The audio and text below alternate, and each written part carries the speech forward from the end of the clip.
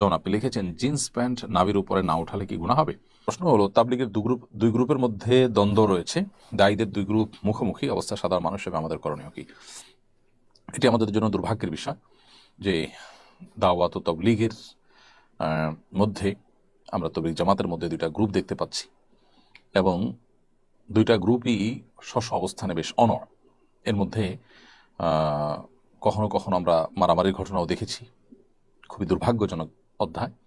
সাধারণ মানুষ হিসেবে আমরা কখনো মারামারি অথবা এই জাতীয় অ্যাগ্রেসিভ কোনো কাজে কেউ লিপ্ত হলে তাদের থেকে আমরা দূরে থাকবো, তাদেরকে আমরা ইগনোর করে চলবো। এটি হলো প্রথম কথা।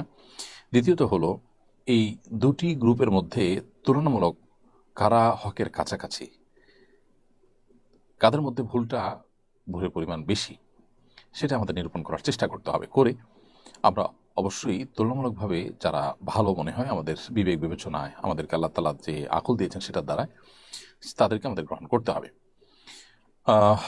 এর পাশাপাশি আমাদের লক্ষ্য রাখতে হবে যে বিবাদমান দুইটা গ্রুপকে এক করার কোনো সুযোগ, কোনো উপায় যদি থাকে তাহলে সেই পথটা আমাদের অবলম্বন করতে হবে।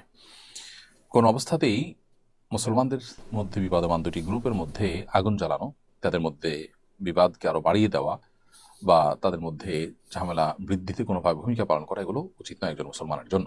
যেমন আপনি লিখেছেন জিন্স প্যান্ট নাভির উপরে না উঠালে কি গুনাহ হবে?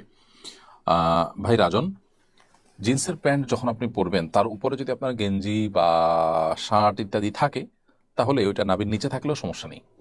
তবে হ্যাঁ, নাভি থেকে হাঁটু পর্যন্ত একজন পুরুষ তার এই সতরটা তাকে ঢেকে রাখতে হয়। সো কোনো না কোনোভাবে ঢেকে রাখতে হবে। এখন প্যান্ট যদি নিচে থাকে তাহলে তার উপরে শার্ট আছে, তো শার্টে ঢেকে রাখছে, তাহলে সেটা যথেষ্ট হবে আপনার জন্য।